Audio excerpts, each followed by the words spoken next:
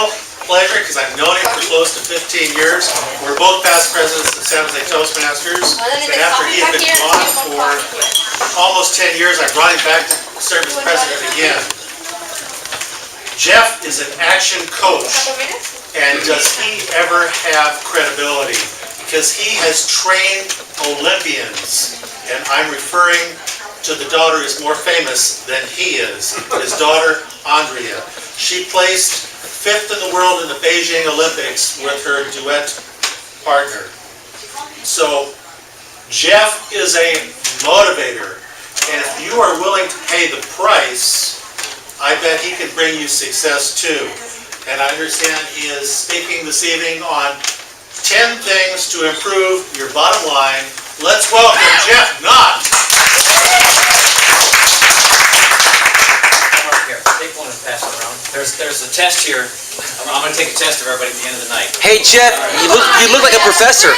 What's that? You look like a professor. Look like a professor? You do. Class! I hope you studied and read the material. Oops. I'm sure you've all been salivating over this topic. Oh yeah. I'm not sure which. So, for the next, how many, well, I have 3 or 4 hours, right? Oh yeah, just about. We need to be out of here by 10 o'clock. That's when the restaurant closes. Oh, okay, Yeah. good. Well, that's good. I got 3 hours. Yeah. Great, okay. I have 16 gigs of memory, so I can go for 3 hours. Yeah. Awesome. Well, good. I only have 352 strategies, which we're going to pick the top 10 out of. So we're going to cover every one of those strategies, okay? Seriously, I do have 352 strategies. What's that? Do we have more coffee? Somewhere down the restaurant, though. Bring the kegger on in.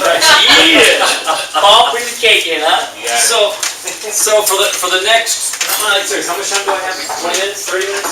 What's the regular? Something like that. Okay. You have 31 minutes from this point right now. 31 minutes. I will 31 not minutes. question. Not 32, not 30, but 31. So for the next 31 minutes, can I be your coach? Yes. So I'm going to direct you through this. Now, this is also an interactive thing, so I don't just stand there or sit there and look at me like, what's he saying? Whatever. I'm going to ask each of you to participate in this. I'm going to throw out a whole bunch of ideas. Now, there's, as I said, 362 plus strategies I have I could throw on at your business. Out of the top 10, what I think are the top 10 ways you can get business or improve your bottom line. Now, the thing is, who wants more customers and sales? Okay, now who wants more money? Okay, you know those two aren't synonymous. Okay? I know lots of people that, I want more customers, I want more sales. Yeah, but the problem is, you aren't making any money on the customers you got now, or you're only making this much. So more customers doesn't help. You know, you hear about the guy that he decided that he was paying too much for dog food. And so he taught his dog how to not eat. And of course, you know what happened, right? The dog died. The dog died. Right. Okay. So, oh, you got the dog food. Yeah. Right. Yeah. But the idea is with your business is that we're here to make money in our businesses. And so the thing is, some people think, I just do more and more and more and more. But if you keep doing, what's that old adage? Keep doing the same thing over and over again, expecting the same results. You know, they put you away somewhere in the little crazy room, the padded room, and you can bounce around. Okay. So, but tonight I'm going to give you some 10 ideas, okay? These work. Not all the 10 were going to work in your business per se, but they will work in just about every business. I could also tell you ideas that would cost you money. Like for one thing, everybody knows that direct mail works. Well, it works if you have the right offer and you do it with the right audience and that kind of, but that costs you money. There's lots of great deals out there about how to do that, but I'm going to talk about what you can do today. Or actually, I guess 10 o'clock. We still make some calls tonight for some people, I suppose. But things you go tomorrow in your business and bring in some cash flow. Okay, some simple things. So one of the things I'm going to ask you to do is have an open mind tonight. You know, you've heard this verbiage before about your mind is like a parachute. It works best when it's open. Okay, so I don't want you to think about that won't work in my business. Or that thing, I know. No, stop and think, isn't that interesting? Don't give that a try. Because you never know, these ideas will work if you'll work. Okay?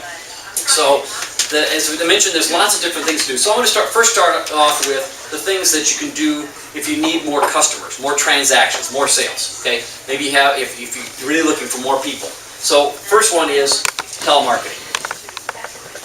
Now, how many people here do telemarketing? Why not? Why don't we do telemarketing? Hard. It's hard. What's hard about it? Rejection. Rejection. Okay. Okay. Are you offering a valid product to people out there? Okay. So the telemarketing is a challenge. It's if you think about, I got to pick up that 400-pound phone and call somebody. But how much does it cost you to do that, other than the mental strain and everything else that goes with it? Okay, world your time. Time. All this. If no one's coming in the front door and you've got everybody that's wanting money from you and you're trying to figure out how to get business, it's one of the cheapest, easiest things to do. Okay? Really, it doesn't cost you any gas. You already paid for the phone. It's sitting there you're paying dollars or, you got to pay for it every month. So it's sitting there waiting for you. Okay? Now, the idea is you're going to call somebody out. I always worry about what's going on the other side. Don't think about what the other person is doing. Figure out what you're going to say to that person. The best thing is if you have a script in front of you and you practice it and understand it and know why you're doing it. So let me ask you, why are your product? What does your product do for people? Tell me, right? What's one benefit that if I bought your product today, it would be good for me? Will help you be healthier. Help me be healthier. Okay. Now, if you didn't call me and I was sick and ill and I was bad shape, but you were the only person who might call me, nobody else called me, where am I going to find that? So you would. So you think about who I'm going to call, I'm going to help that person. And the idea of, well, here's even simpler. If you do cold calling, knocking on doors, or if you are calling up people, somebody out there is looking for your service, whatever you provide for them. Somebody needs that, they don't know it, or they don't even think about it, but they need it. Look at it from this perspective that I'm making some fresh chocolate chip cookies. Now, just bake these cookies. They're fresh out of the oven. I'm going to walk over and say, would you like one? They're gorgeous chocolate chip cookies. Would you like a chocolate chip cookie? Fresh, home baked. Okay, sure, right? Okay. Now, but that's all you're doing. So you think about your service that you're offering. Just a simple thing is that if you like it, you put your heart into these cookies and you're just offering somebody those cookies. It's as simple as that. Now, then someone says, I have an allergy to, I cannot have any gluten, any wheat products. I have a friend of mine that has a serious allergy to wheat products. Just cannot eat any wheat at all. He'd say, "Dog, no, don't even come in. Don't even bring it to my house. I'll start breaking out hives." Okay. Okay, I'm sorry to bother you. But how many people would say, "Oh, I'm very interested." So think about that when you're having to make telemarketing phone calls. But the best thing to do is have a script, okay? And so that people understand why you're asking. And one of the things, I'll tell you one script that you want to work on. When someone says, "Hi, how are you today?" What's the first thing you're thinking when they do that? Salesperson, I am busy as all get out, don't bother me, right? I mean, you yourself are that way. But if I called you up and said, "Hi, my name is Jeff Nott. Did I get you at a bad time?" Well, you might say, "Well, yes, you did catch me. Oh, sorry to bother you. I'll call back another time. Is there a better time I can call you?" What's your response? "Well, call me back later," or "What's this all about?" Well, let me ask you some quick questions. I'm a business coach and I work with lots of different businesses. And if I could just take a minute of your time, let me ask you a question. Well, okay, fine. And then I go into is asking permission and just, if someone says, "No, wait, I'm not interested," no problem. Go on to the next person. There was a guy that I knew that phenomenal in selling his product. Now, but the thing is, he just dialed for dollars. He just realized, I'm going to call 100 people and I'm just going to lay it out there. Are you interested or not? That basically was all I did. This is what I do. Here's what I'm offering. Are you interested? No, thank you. But he kept calling like that, and he would say 1 out of 20 were interested. Yeah, tell me more. Out of that one, he probably would find 1 out of 20 that would be interested, and he made himself a $300,000 to $400,000 residual income on doing that over a period of a year. Not bad if you want to do it. Would you say, if I can ask a question, Sure. please? Sure. No, this is Would you interactive, say- please don't let me talk all the time. Would you say telemarketing really is a numbers game? It's a numbers game. Clearly, it is a numbers game. Again, if you just walk down the street and knocked on a door, or just pick up the call and said, "Hi, would you like some money? How would you like, well, whatever it is, it is a numbers game. But one of the things that will change the numbers game is your scripts. One of the things that I work with when I work with my clients is to help you have a script. Instead, well, how many places you call up and hear the person say, "Hello, did I get First Street Laundry?" Yeah. There's plenty of businesses call them like that. Instead, if someone answers the phone and said, "Hi, this is Joe at First Street Laundry. Can I help you today?" Or we clean them better than everybody else, or whatever whatever nice greeting it is. It's a nice greeting. Now, what's the odds I'm going to sell more to that person that's calling me because I've got a nice greeting? Or not even just sell, it's just going to come back every time. If you got to call the same place every time and you heard that, "Hello?" Really, there's places I call on a regular basis. Like, can you fix the guy that answers the phone? It's horrid. And people say, "Oh, I want to do scripts." What's a script? I'll refer to myself in particular. I had a service station years ago. "Good morning, this is G&J Shelf Jeff speaking. How can I help you today?" If you didn't answer the phone that way every time, it's a very simple greeting. But it wasn't just, "Hello, this is Jeff. Is this the Shell station?" "Yeah, it is." That's just not professional. Just how you greet people when you talk to them on the phone. So the script's important. Again, did I catch you at a bad time? That's another thing. People say, "Did I catch you at a good time?" No, that's not a good time. But if I say, "Did I catch you at a bad time?" People say, "Oh," because most people ask you to catch a good time. It's reverse psychology. It's a little twist on it. But if I ask you, can I just ask you some quick questions? I work with lots of different businesses in the area. Or I do this in here, can I ask you some quick questions? If the customer says yes, you can delve deeper. That's a whole nother topic. But still, think about telemarketing. It is an art. Are you talking about just going through the phone book things? Depends on what you're selling. So now, another thing about marketing and what you're doing in all these top 10 things, the best thing to do is to understand your audience. Now, if I'm selling airplane propellers, who am I going to call? I'm not going to be starting dialing dollars. I'm going to get everybody as an airplane, right? Or if I am selling horseshoes, whatever it might be, you have to look for people that have that. Now, I'm going to pick on you a little bit. Everybody who needs gas, right? Right. Okay, who is that?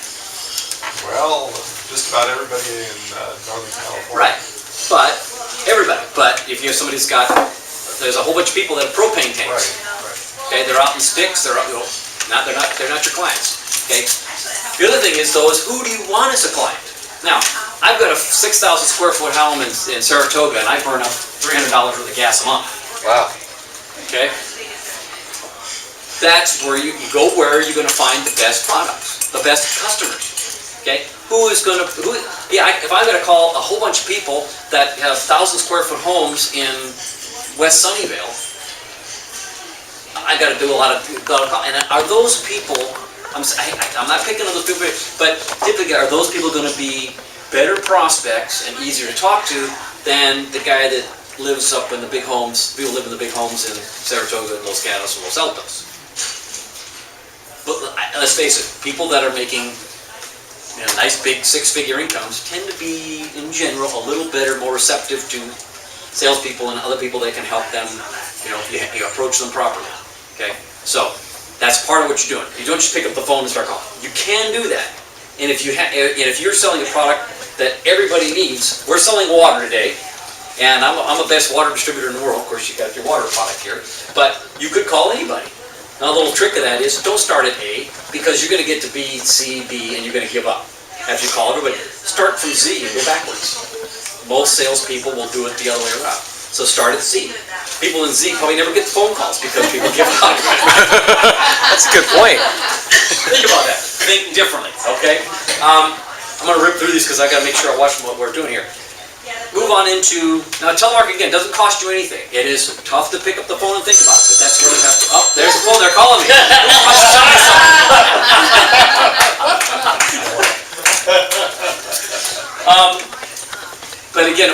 But you have to think about your offer, how you're scripting it, and then the other thing is, a couple little tricks about calling people, even if you're calling your own clients. Now, telemarketing for your own clients is actually better, okay? Well, I'm gonna talk a little about that, but the thing is that you stand up.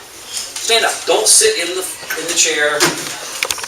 Hello, no, how are you? Stand up. Put a headset on if you have to, and you feel much better. First of all, you also burn a little more energy, you know, calories is better for you, but your posture is better. The other thing is, smile. Hello, how are you? Hi, how are you? Changes your whole posture, changes your whole outlook, okay? So, think about that even if you're calling clients, okay? Cold calling, or cold calling. Knocking on the doors. Same thing, you walk into a business, and you say, did I get you at a bad time? And you can use the same script. It's no different. This is a little different dynamics as far as it's concerned. If you see someone's very, like for instance, I used to go call on restaurants years ago. That's your market. Now, what's a bad time to call a restaurant? Lunch. Well, if they're a breakfast place, yeah. You know, 7 to 9, 11:30 to 11:45 to 1. 4:30 to dinner restaurant, depending where you are. You don't call those people that time of day. Now, I did call on a lot of those people sometimes. You walk into places, you know, cheek by jowls, but if the place is a ghost town, that's probably a good prospect to talk to depending on what's going on. But clearly look at what's going on in that business. If you walk in and they're buried, whatever business it is, I'll check you later. And the owner might appreciate that if they see, what does you want? No, I'm just going to talk to you about some business and I'll catch you later. They will appreciate that and probably remember that and allow you to come back and talk about it. So think about the cold calling. Well, what does it cost you to do that? Gas to drive to an area, but it just takes a little time to go out there and knock on some doors. And you never know how you set up meeting these people. You establish rapport. A couple of tricks. That's a beautiful picture up there, you know. And there was actually one story. Have you ever heard of that routine where you look for something familiar in the area and you kind of focus on that and comment how nice that picture is or something like that? That's an old sales technique. It's not terrible, but it's really kind of trite. And there's one story about a guy that told me he went into this guy's business and he commented about this picture and the guy said, "Oh, that's a gorgeous picture." And the business owner said, "I hate that picture. That's just there to weed out salespeople like you trying to establish fake rapport out of my house." Or another guy told me about a story. He went to calling on his husband and wife and his big beautiful TV. And he said, "Oh, that's a great TV. That's gorgeous. You must enjoy that." The wife says, "I hate it. My husband bought it. It's the worst." You know, it's just, you got to be careful. The best way to establish rapport is to say, you know, I work with all the different kind of business owners, and they have this problem, this problem, this problem, this one. Which one of those problems do you have? If I understand your business and I understand the issues around it, how do you feel about me right off the bat? Oh, this guy understands my needs. Again, I'm going quickly on that because that's a whole nother class on just doing that. But understand, established rapport is if I understand you, not all the other fluff around you, but if I understand your issues and what's irking you, you're going to listen to me, aren't you? Okay. But cold calling doesn't cost you anything other than some time. How about calling current customers? Everybody has customers here, right? Okay. Why would you call a current customer? For referrals. Referrals? Maintain the relationship so you keep getting their residual business and referrals. Right. Yeah. Okay. See if they're Yeah. interested in renewing a package or coming back. Coming back for something else, right? Okay. So yeah, that's exactly what it is. The thing is, you call your current customers. Again, you want them to understand that, you know, when was the last time some business called you up and just said, "Hey Paul, how are you doing? I haven't talked to you in a while. Everything go fine with your whatever I sold you?" Great. You know, and you've been really happy with that? You love it? Listen, is there somebody else you think that, you know, friends of yours would appreciate the same kind of service I offer you? No, I didn't like your shirt. Okay. Why are you bothering me now? Okay. Right. But I said, "Paul, I'm sorry you had a problem. What's the problem with that product?" Yeah, exactly. Okay. Is there anything I can do to help you know, to solve the issue with that? Professor, I understand. Okay. Just take the tie off one time. That would be better. Okay.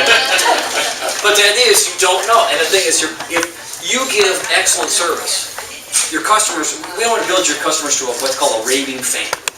How many have a restaurant they've been to and they just love, and they've told other people about it?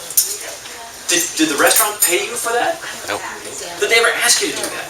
Why did you do it then? Because it was Because good. you like it. It's good food, good place, right? I don't want to go. Good service is hard to find. So, if you're giving good service, first of all, if you give extraordinary service, go under promise and over deliver, always get you raving fans. If they say, well, I'll have it ready for you by 5, and they come in and you call them at 4:30, say, oh, your package is all ready for you. Really? And if you tell them, well, it's going to cost you $14.95, and you can pick it up, it's $13.95. Wow. Didn't expect that. So always over promise, under deliver. Under promise and over deliver. Recipe for failure is the other way around. The idea is how many places do you go that you get extraordinary service today? Very few. It's not difficult, people, to outdo the other people. It's not difficult. So think about that. You can get instant business. If you're in a service business where you have something else to offer, you need to get them back in for service or something else, you can talk about that. If your computer systems, how are all the computers working? How about the computers at home? Oh, that's right, my laptop is messing up at home. We fixed your home stuff too. Okay. How about in the process of talking to? Oh, by the way, we just took on a new line of blah blah blah. Would you be interested in that? Additional sales. Okay, things to think about along those lines. How about calling past prospects? People that came in to your store, or people that called you up and asked for some information, but you never closed the deal. How about calling those people? Maybe it's time, what I always did when I was in sales is, don't tell me no, not never, just tell me, no, not now. I'm not interested in that. Keep it open. But the other thing, here's another thing, go ahead. If a person originally contacts you by email, which happens a lot for me, is it Right. all right to reopen that by email? Sure. If the only communication. Once they give you their email, until they tell you, don't bother me anymore, it's just like a phone number, they give you the phone number or their mailing address or whatever. Until they opt out, look at it from that perspective, okay? There's something else, when you call somebody up, or you're doing that cold call, or the person that said no before, let me ask you this, when you've told a salesperson, you're shopping for a car, you're shopping for appliances, you still do shopping, but you say, no, I'm not ready. No, thank you very much. How do you feel about telling that person that? Terrible. Good? No. They don't feel good about it. But now, let's say the salesperson says, thank you very much, appreciate you stopping by. Is that somebody else that you might know that might be interested in our product? How anxious are you to try and do something for them now? You feel like, maybe if I give them a referral.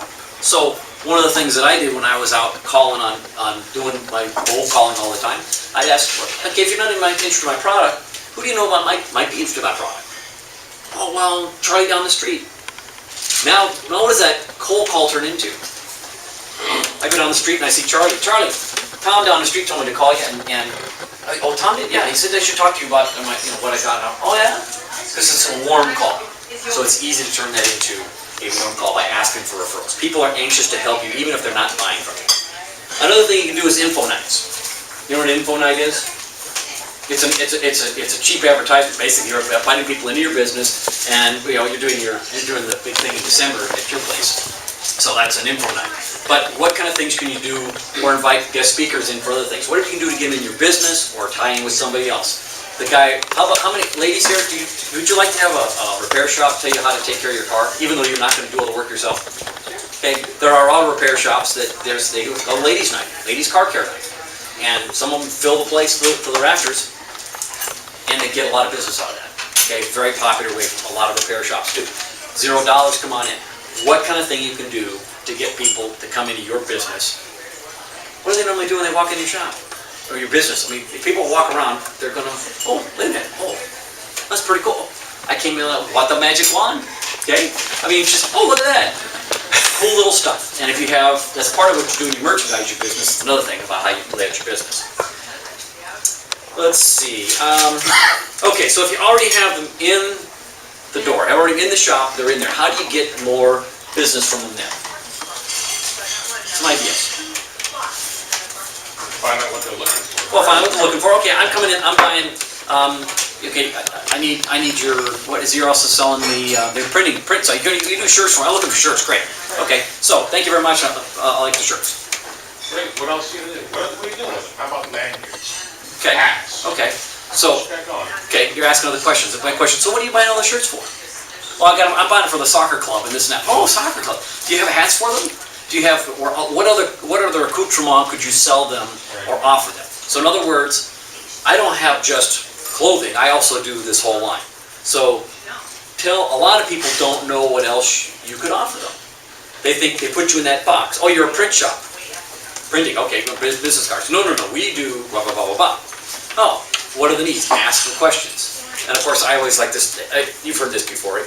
You know the new McDonald's, what's McDonald's say when you go in and get your hamburger, right? What do they say? You want fries with that? Yeah, but you know they changed that, right? Because of the economy. They say, can you afford fries with that? No chance. That's bad. So, anyway, but it's the simple thing of asking, is there something else that I could do for you? You know, we have all these other wonderful products. What are you doing this with? What it is? If you don't ask, you don't get. And people don't know. So a line sheet. There was one printer I knew that had this thing he passed out to all his customers. Oh, said, gee, I didn't know you did that. And he had a whole list of stuff he had on there. And clearly, gee, that's amazing. I do graphics, I do this and that. Even if you outsource some things. You know, I know guys that do engine work only. That's all they do is engine work in this one shop. I know. I said, well, don't you do other maintenance work? He said, well, we do some other maintenance, but the guy needs radiator work, and he said, we farm it out. Yeah, but, well, we get the work done, but we don't do the actual radiator repair here. Or people do catering. I know a guy that does catering, and he says, I'm doing the corporate type stuff, but if they want something specific, I have another guy that can either bring in or does some things for them. Okay? Whatever it is, you can farm out because you want to keep that customer there. And convenience is still king. People say, oh, price is the object. It's not the object. You can work through that. Price is not king. In fact, every survey that I've read for years and years, and I've been through up and down all kinds of different recessions and this thing here as well, still, price is way down there. Now, people don't know, the first thing asked is price because we haven't done the marketing right. But the idea is, if you do the right marketing, price is usually down below. Okay? 5 minutes. 5 minutes, okay, great, thank you. Here's another simple one real quick. Increase your prices. Flat out, just increase your prices. Most businesses don't increase their prices for years and years. And everybody seems to be price sensitive. Take a survey. What's the industry doing? What's it costing? Doesn't matter what the other guy's down the street. Let's say the guy's he's paying 50 cents a square for lease on his building because he set a contract 30 years ago and locked the guy in and you just killed him, right, on the lease. And yours is $2.50 a square. How are you going to compete with that? Okay, you have to look for other ways to do that.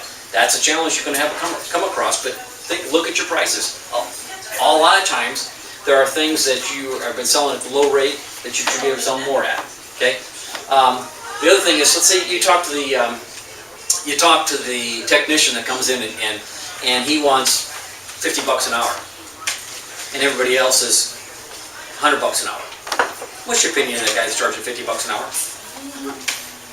Why? Yeah, why are you so much cheaper than everybody else? Well, I got lower over here this that. Really? No, like the surgeon. You want the surgeon with the cheapest surgeon in town, or you want the... Yeah. I'll cut half out. I mean, wait a minute. No. The base prices, but he had all these coupons going out. So, no matter what we set the base price at, he had these coupons. And so that's a problem. We raised the base price, but the margins stayed the same because he did nothing but the coupon business. Stop the discounting. If you're running a margin of 10%, I'll give you a quick number. If you've got a 10% profit margin, you have to sell a 10% profit from what it is. You discount 10%, you have all the 10% margin, you have to sell 100% more to make up for it. It's terrible, okay? Discounting it costs you a fortune, so you have to be very careful with discounting. Best thing to do is do packages. That's another way to increase your bottom line is, how can I, well, listen, you're buying a computer system. Well, would you like a nicer, well, we've got these mice here, but I got these killer optical laser mice. Yeah, they're $60, but they are so accurate. They're really good. And you like gaming? Well, there's actually a gamer mouse. You know what I mean? What other packages can you sell them? Have you got full malware and antivirus? You got the latest package on it? Well, I got the AVG stuff. Yeah, but let me get you a better package, just get a guarantee. And I can cover a whole bunch at the same time, right? So what is the additional things you can sell to people when they walk in there? Again, asking for, can you afford the fries with it? But still, it's asking what else you can get for it, okay? Sell higher margin items. Instead of selling the low end of the, I say, I gotta sell the cheapest thing out there. Yeah, but what's your margin on the low end deal? If you're gonna go buy a battery for your car, you buy the cheapest one there. How long do you think that's gonna last? Well, they give you a 12-month guarantee on it. You're gonna spend $50 for a battery to last 12 months.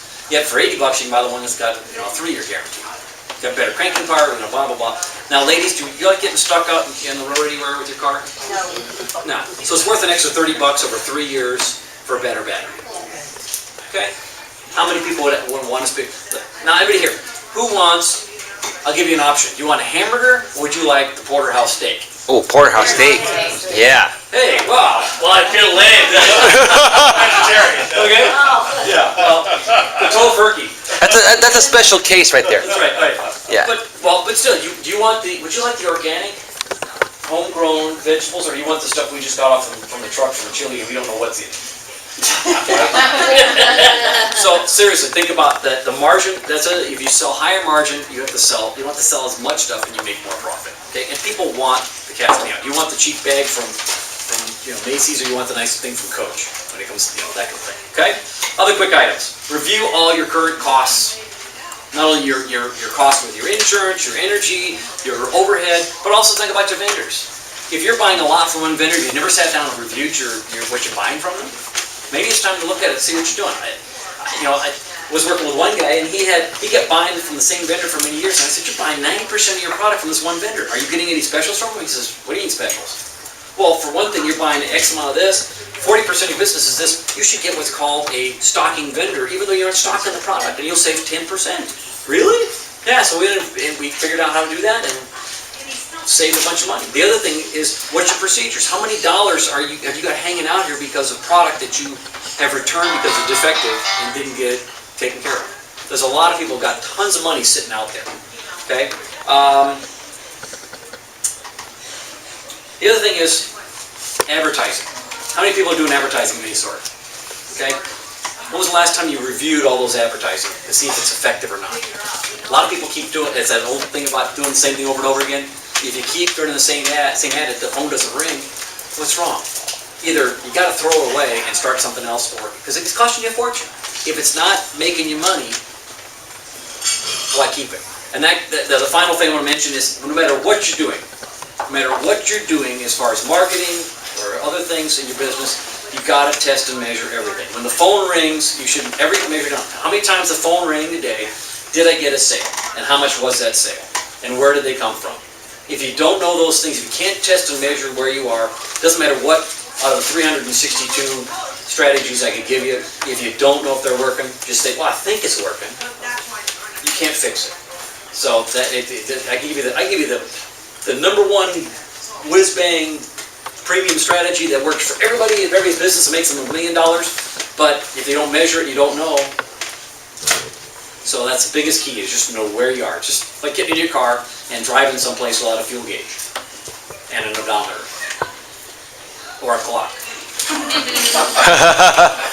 How do you know if you're going to get there and when you get there? And not know how much is in the gas tank. That's right, exactly. So test and measure everything. So hopefully this gives you some ideas here. Any quick questions on this? I know I ripped through a lot of this. And how much time have I got for questions? You can take about 2 or 3 questions, 4 questions. That's fine. Okay, good. Okay. Yeah. Quick questions on this.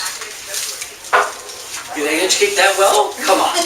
So, Actually, I'm going to ask something. okay. Because, I know you used to do the same thing I did. You were in insurance for a while.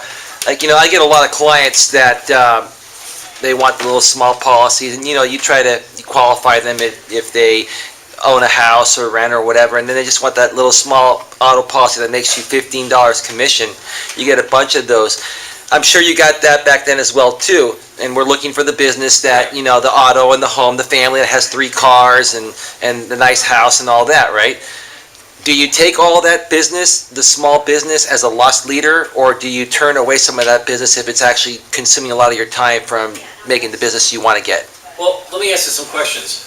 And the big question is, when you deal with that person, how do you know that you could even qualify for being a bigger client in the future?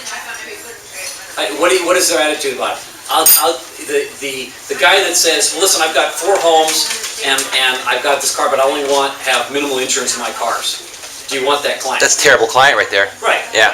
So the thing is, it's if the client is looking, you find out, well, what about your other policies? You have different. You know how it is. You can ask about different discounts. I can save you more on your home and your autos if we put it all in one package. I don't care what company you're with. Right. It's smarter to go with one person. And right. if you have a problem where something's stolen out of your car, your homeowner's insurance will cover it, and it's the same agent. You can look at other things, but what's important to you in insurance? And the guy says, I just want the rock bottom cheapest. Well, why do you want the cheapest policy? Are you concerned about asking questions about what they're concerned about? A lot of times, it's a simple thing of putting out questions. So, are you interested in easy claims? Well, yeah. And are you interested in having other companies that, if your car is in a wreck, that the body shops are anxious to work with? Well, yeah, that's important. Because why is that important? Well, if I go to a shop and they don't like the insurance company, they'll probably put me in the back burner.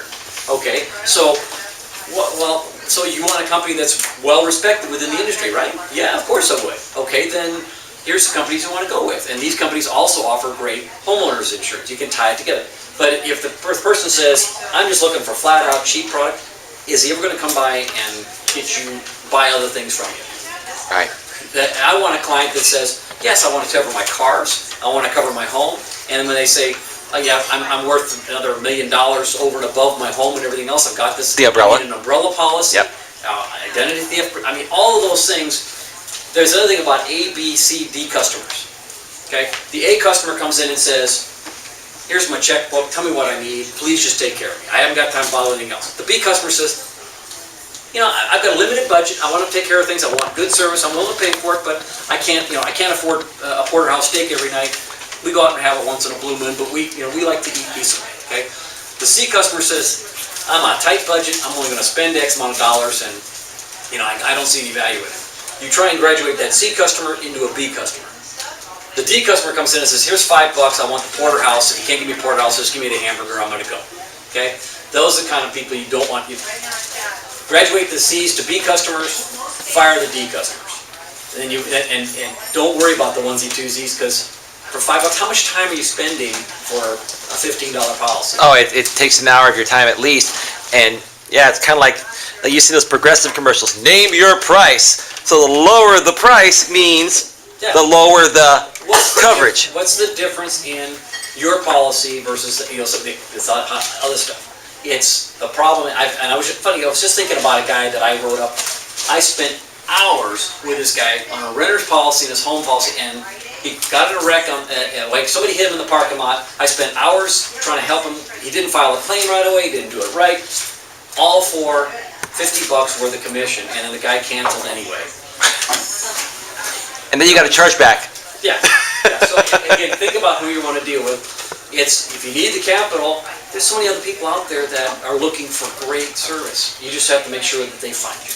Okay? So that's really what you think about. Who is it I'm looking for? And that's the biggest thing is if you put out the right, I use this thing about fishing. How many of you have ever done fishing before? Okay? Okay? Now, if I'm going to go looking for shark, I'm going to go fishing. I'm going to go up to Lake Anderson, and I got my 10-pound test, and I got some salmon, salmon eggs. What's the likelihood I'm going to find my shark? Huh? I'm fishing the wrong place with the wrong bait. Doing it all wrong. So still, think about who you want as the target audience is going to be the business that you want. Okay. I hope this was helpful. I know it's a lot of information, but again, think about some of those key things. It's really simple. It just takes a little time. And so, any other quick questions? Thank you very much for listening. Actually, I have one.